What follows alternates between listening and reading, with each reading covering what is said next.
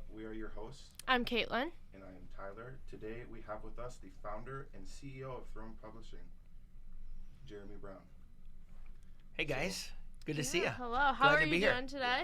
I'm doing awesome. Good. It's a beautiful, I was talking with somebody in California this morning. I'm like, this is the time of year in South Dakota where we earn our low taxes. This is where we pay for it. So this time of year. Right. So it's good.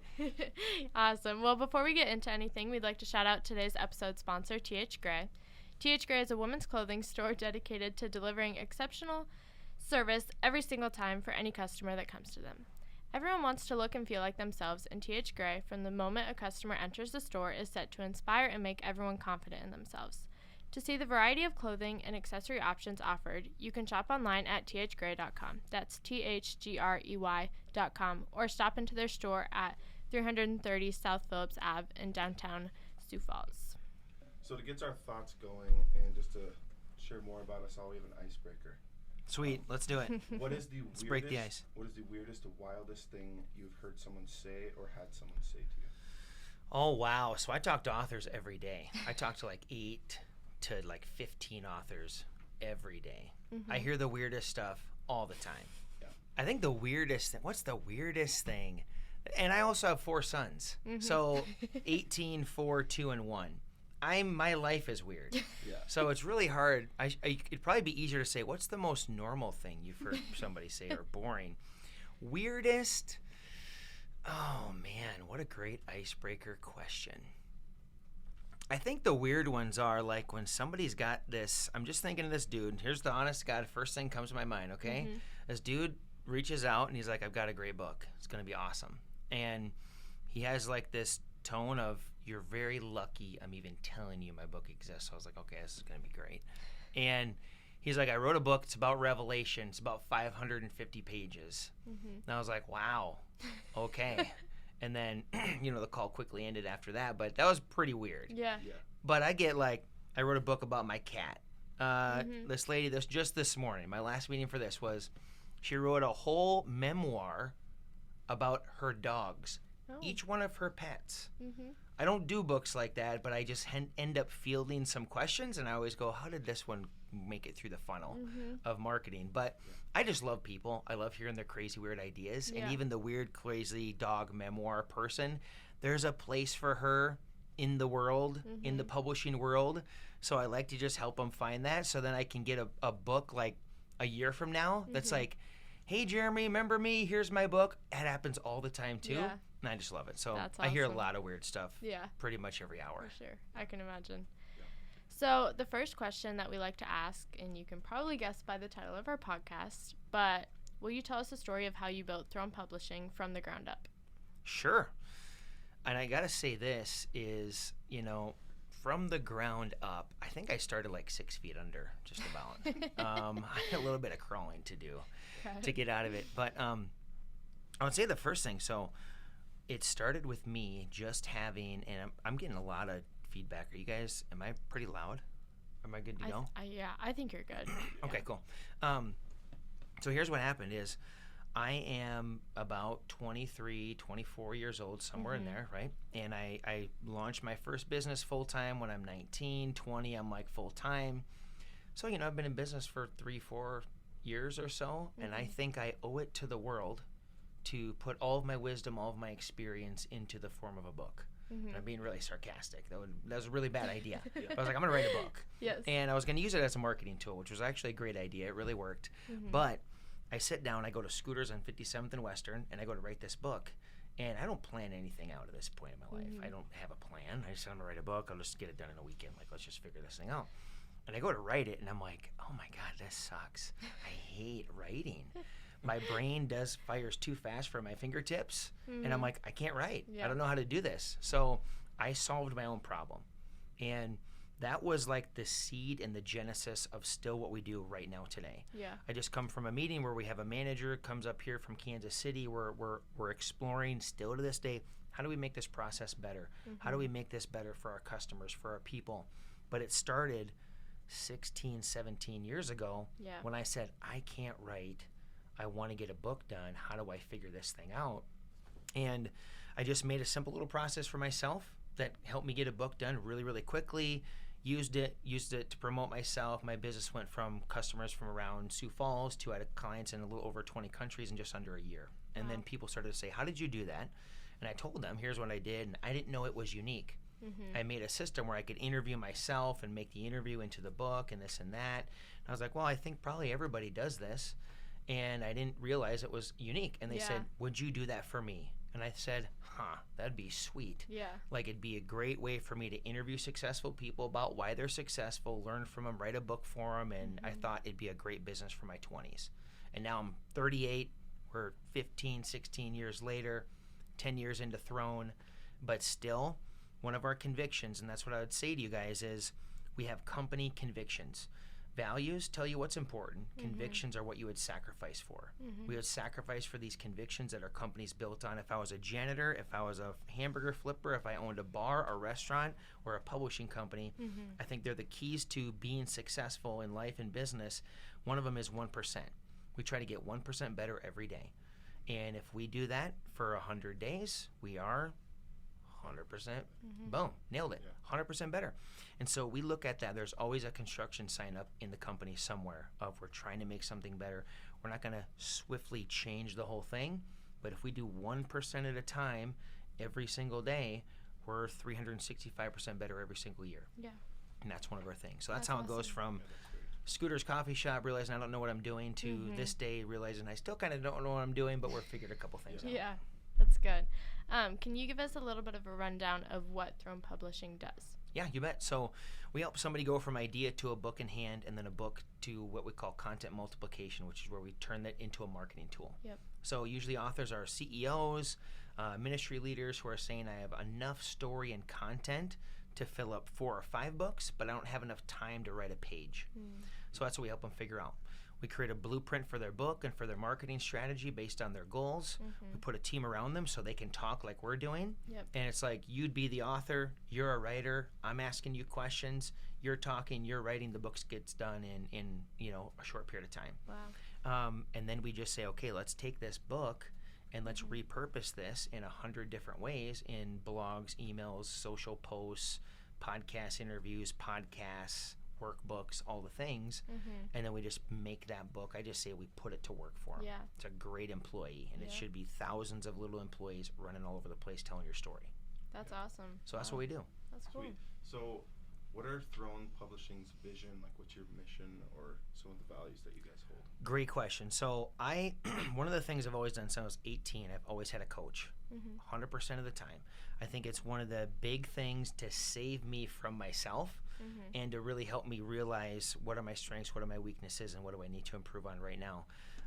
I've been to all kinds of conferences, read not a lot of books. I'm not a big reader, but what should our mission be, our value statement, this and that. And I finally said this year, I said, listen, our mission is our people. That's it. What gets me excited, what keeps me in this business is our employees and our customers. And that really is, for me, for my wife, why we run this business. Like, that's what keeps us in it. And so I said, we're going to simplify this thing. Our mission is our people. And let's be all about people, all about our relationships. When I train somebody and we're onboarding new people, the biggest thing is showing them how much I'm willing to, and gives them freedom to invest in the relationship with each other, with our customers.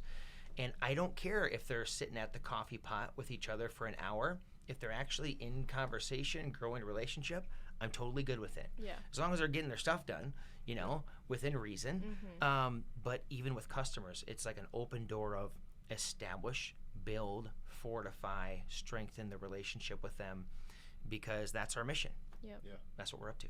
Yeah. And how did you kind of decide on that? Like, how did you come to say this is what Yeah. we want to pursue? Great question. So I went through to these events, and they're like, you should have a mission statement and this and that. And I've always been making them, and I can wordsmith things fairly well. I look at books as just big pieces of sales copy. So I like writing copy and this and that. But I was like, nothing really struck a chord, and I just started to reflect on myself. When are the times where I'm so excited? When I'm fired up, when I'm willing to get up early, stay up late, when I truly have that in my heart. I love what we're doing right now. And it's all about when we're helping an employee or a vendor win or a client win. And so I'm like, our mission is our people. And it rang true to me. I'm like, that makes sense. Our people can memorize that. they resonate with it. If they don't, great, that's okay. They know that this isn't the place for them. So it just came a lot of trial and error, and it just came to me making it simple and realizing, why am I doing this? Like, what really makes me excited? So when you're thinking about service-based business, attracting the right people, it's so much about you, the leader, the entrepreneur, having that idea of, I'm going to only do things, I'm only going to work with people, or whatever that is, that truly excite me. Yeah. And us as publishers, we have a really intimate relationship with a customer. We're working with them for like a year. And so it's intimate. We're getting their sacred ideas and stories. And I'm like, I have to feel like I want to see this person win. And I would sacrifice for this person to win because I'm sacrificing my life. I'm here, you guys are here, we could be doing other things. We're making a sacrifice right now. And if I'm intentionally going, this person's worth the fight, the work, the labor, the whatever, let's go forward. It helps me, my people get excited, our vendors get excited, and we can retain people for a long period of time because we're all having a good time, we're all winning. Yeah, for sure. That's awesome. Yeah. How did you decide what team members you needed and what their tasks would be? Awesome question. So here's one of the first hires, an executive assistant. And here's how I made the job description. As I go throughout my day, everything where I go, I don't want to be doing this, or why am I doing this, or I hate doing this. I wrote it all down. And then I handed this person, here's your job description. And I made it. And now I look at different areas, and I do this with my team. It's so simple and crazy, but I go, okay, I need to hire an editorial manager right now. And I need somebody to do social media marketing for us right now. So I look into my day, and I tell my team to go, every time you do something in these disciplines you shouldn't do, don't want to do, or don't like to do, or know it could be delegated to somebody else, write it down. And that becomes the job description for that next person. And I'm a big fan of not making job descriptions too crazy fancy.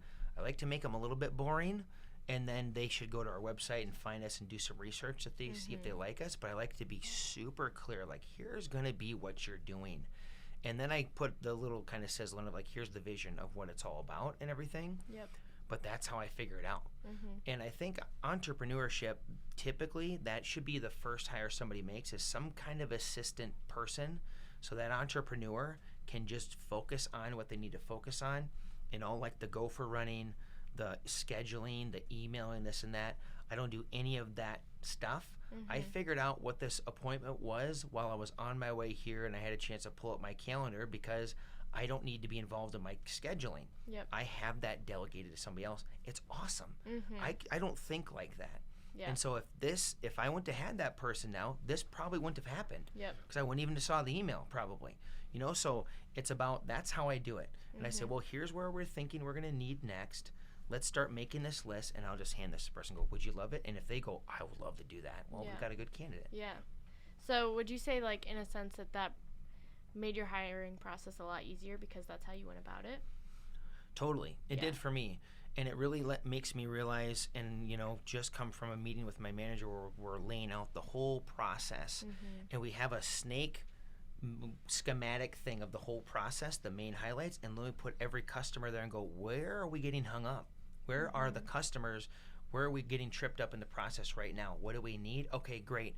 Now let's go and translate that into a role we need to fill. And then, you know, for me, I'm doing a lot of editorial stuff, so I'm making that list right now. Here's all the things, and it becomes very simple then. And then I just go to this person, here's what we want. And that person, if they have the experience, if they get excited by those things, I go, there's a great candidate. Makes it really easy. We don't have to, business is easy. Here's the thing. Business is super easy. Money is super easy. And here's why. Jim Rohn, great guy. If you haven't listened to Jim Rohn, old guy, he's passed away, one of my favorite dudes. And he goes, money is easy because you can count it. I can say, I have $1, I need 10. Okay, well, I got to find a way to make $9. That's quantifiable problem. Relational problems, matters of the heart, are very difficult and complex and expensive. Like, I'll tell people when we're in the sales cycle and they're like, wow, I don't know if I can afford that. I could say, well, is that the only thing? Yeah, it really is. Okay, great. We can solve that problem. If they were coming to me saying, you know, I have all the money and I'm really excited, but I lie all the time. I just got to tell you, I'm just a liar. Well, that's a hard problem to solve. That's a character issue and a heart problem. I can't help you solve that. It's going to be really expensive for you to solve that problem.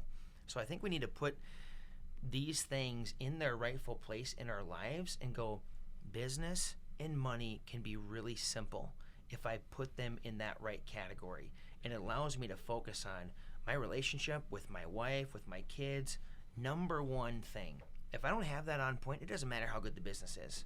I'm going to ultimately fail in the business because if my relationships are off, that's going to struggle no matter what. It's definitely going to be impeded or impacted. And I wouldn't, if I had to obviously pick, I'm picking the wife and the kids, right?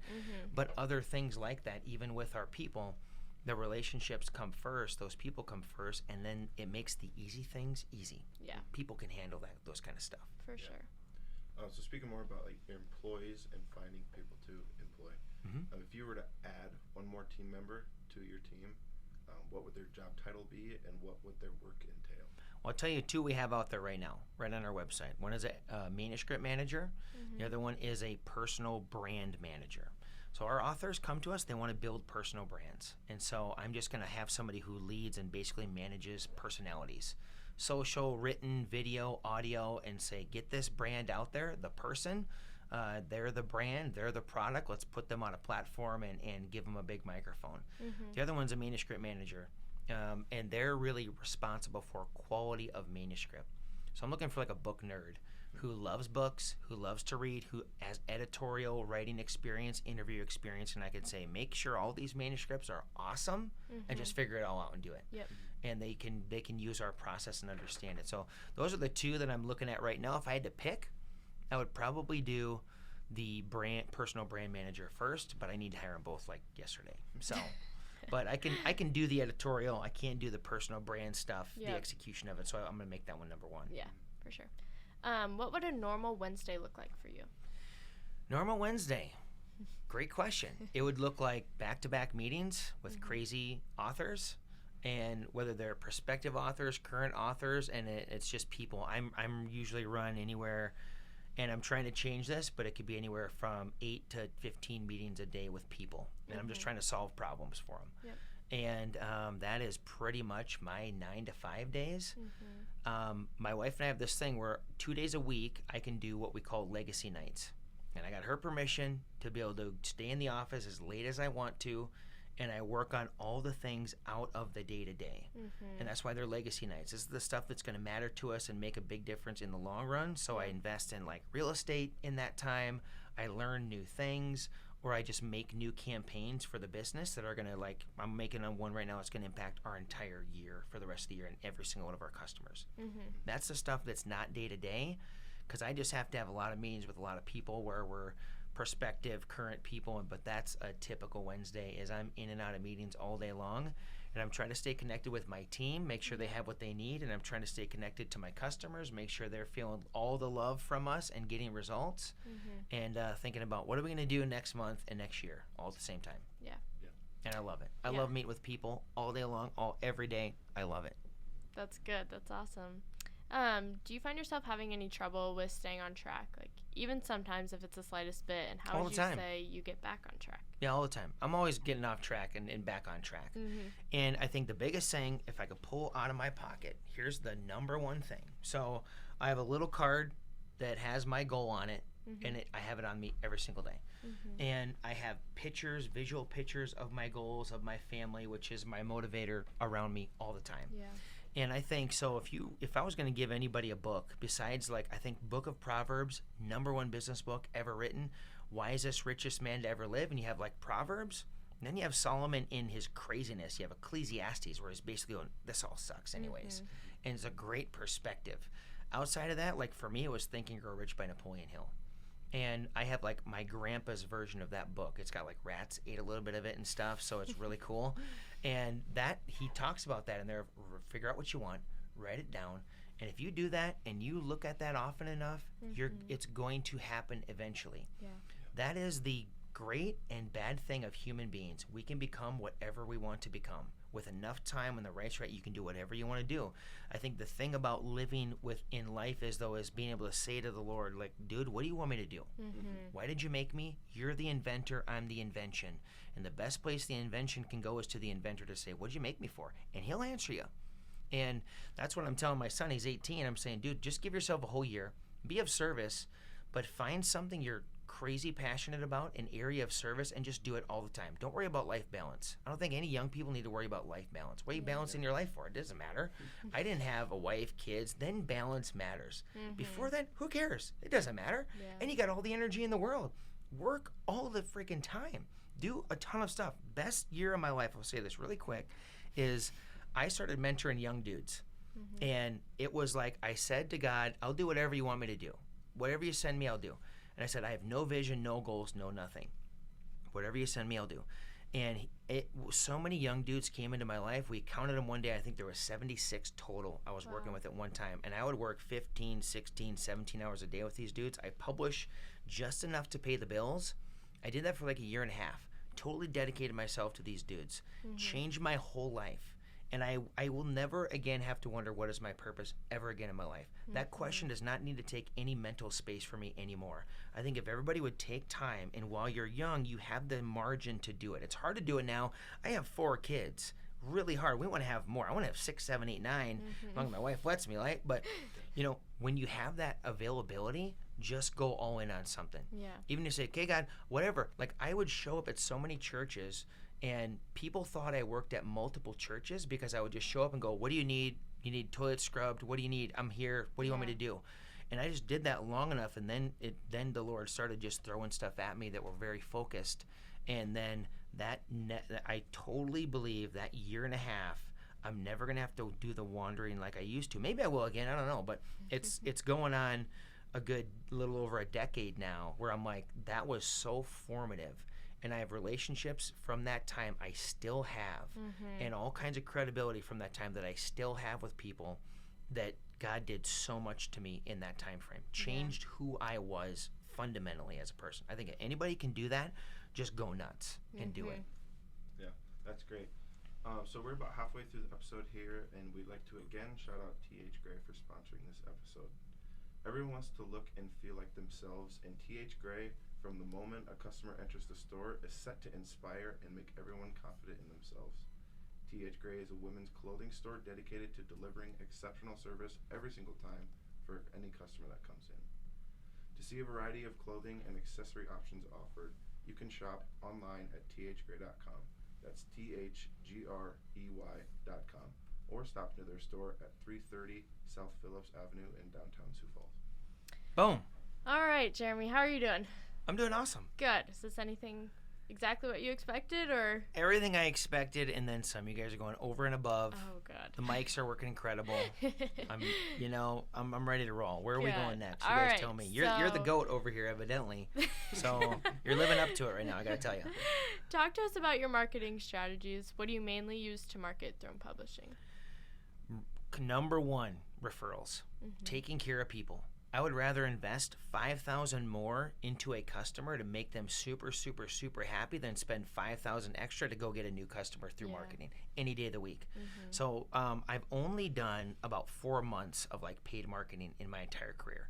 It really worked really awesome, but I hate Facebook. I hate those companies. Twitter, Facebook, YouTube, they do not like us. They are not for us. Those companies need to go away. And I said, this is working great. Facebook is one of the greatest marketing machines in the world.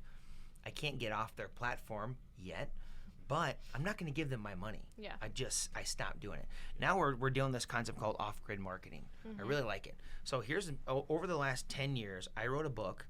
Not 10 years. I should say I wrote it in 2014. It's called Get It Done.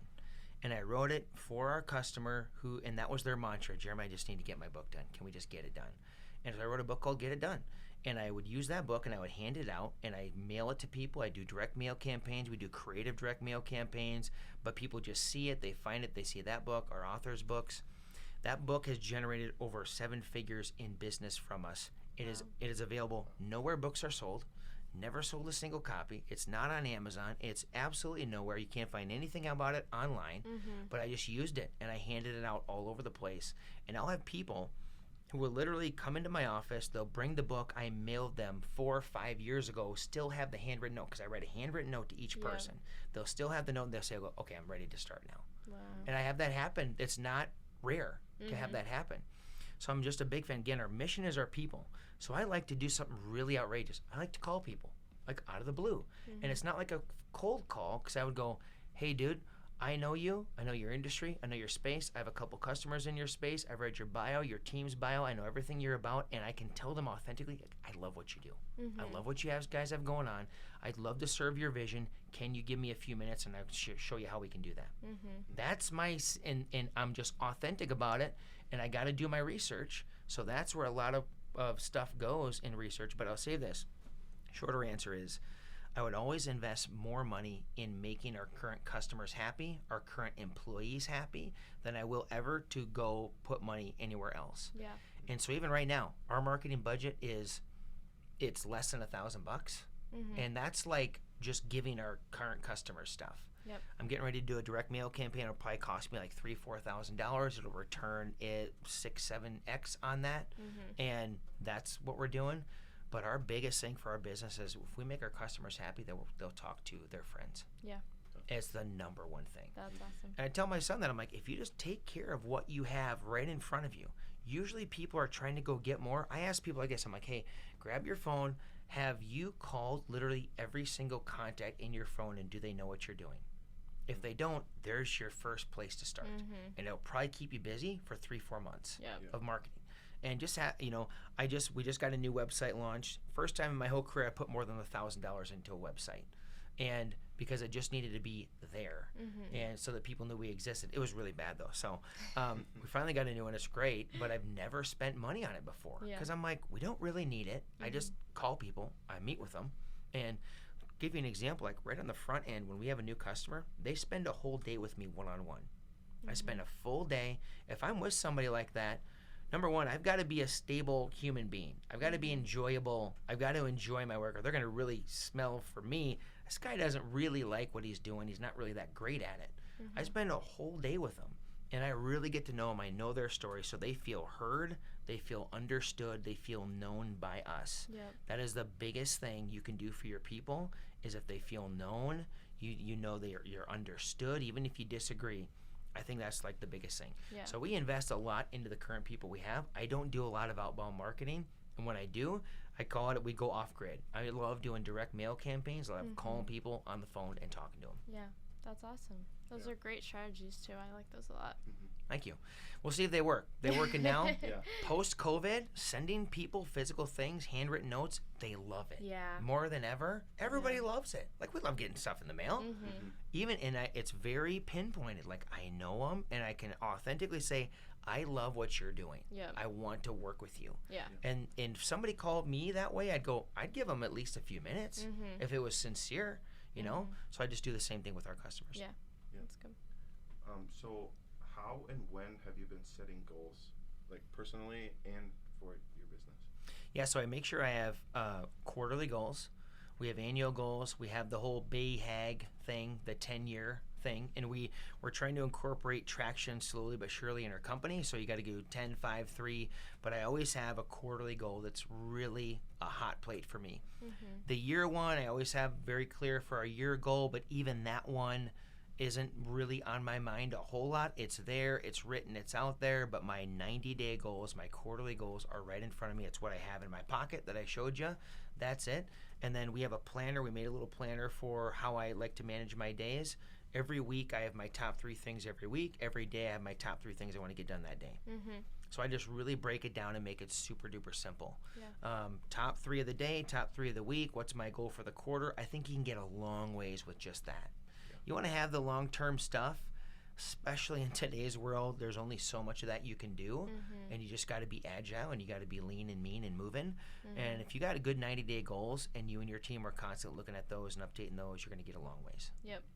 I think you can get to 2 million annual with just having 90-day goals. Then you got to break stuff, and you might burn out, and you might be miserable, but you'll at least get there. Then you say, okay, this sucks. I want to do it another way. Yeah. But you can get a long way with just 90 days at a time. Yep.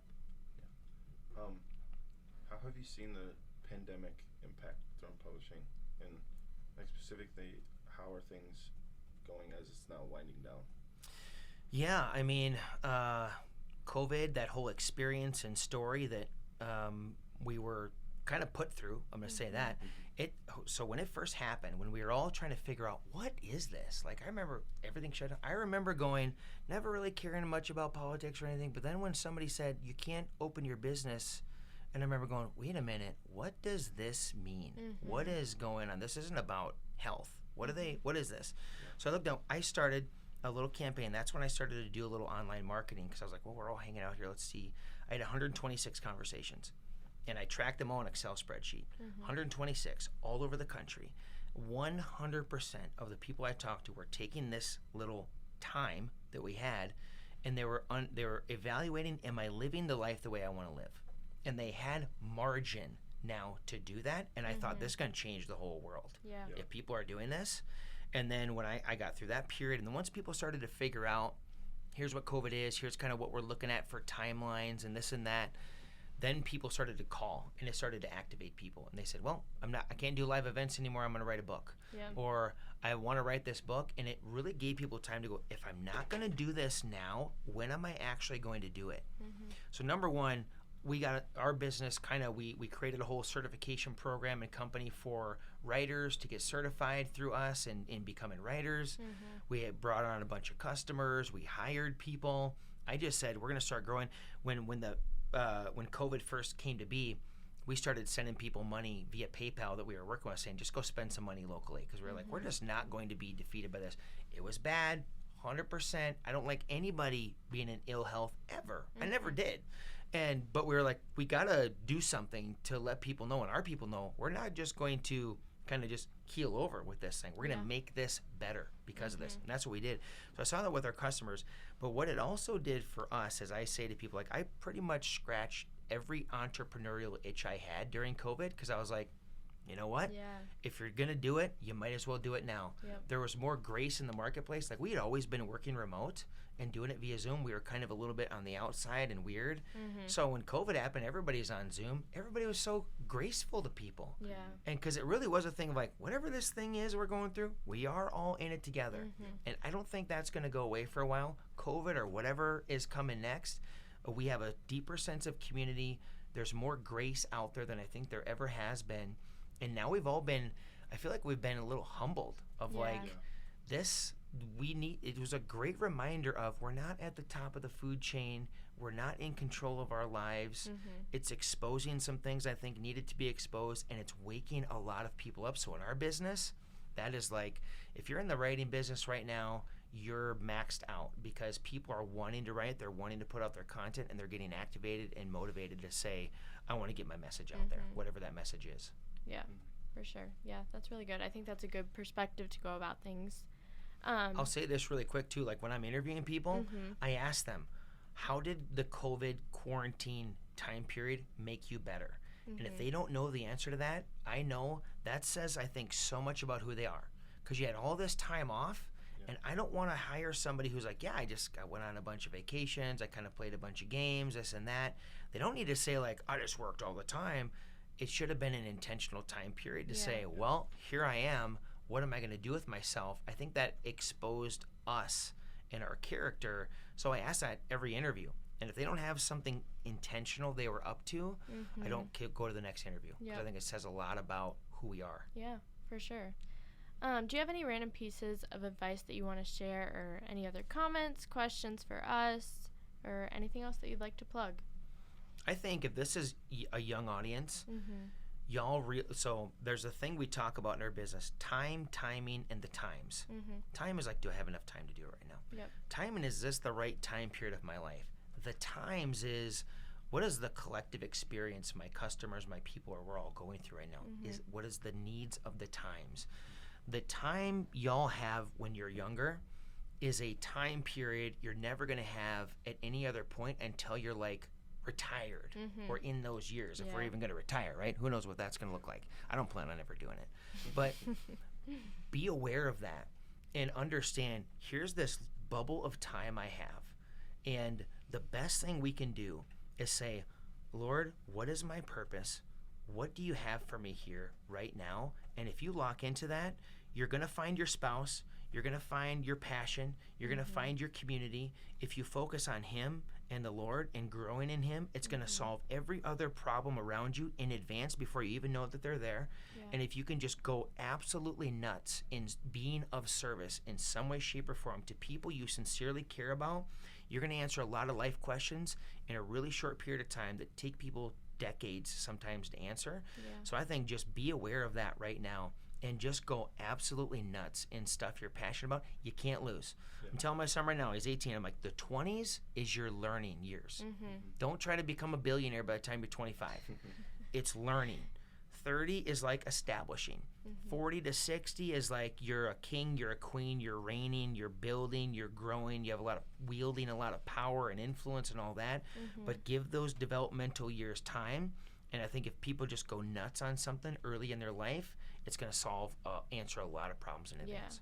For sure. Well, thank you so much, Jeremy, for coming on and speaking with us today.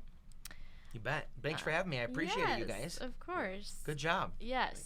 I loved all the advice, and I think this is going to be very beneficial to everyone who hears it. So thank you. And as a thank you, we got you a USF mug. Sweet. And then a Sonny's Pizzeria would like to give you this gift certificate, and we're going to give them a shout out really quick to end this episode. Awesome. Yeah. So Sonny's Pizzeria is a local pizza place right across the street from the University of Sioux Falls. They serve amazing thin crust pizza that will keep you going back for more. Sonny's prides themselves on their kindness, compassion, and jaw-dropping pizza. You can check out their shop on the corner of 26th and Waltz Avenue, or see their menu online at sonnyspizzeria.com, spelled SUNNYS, pizzeria.com. Thank you for listening to this week's episode of From the Ground Up with Caitlin, Tyler, and Jeremy Brown of Throne Publishing Group.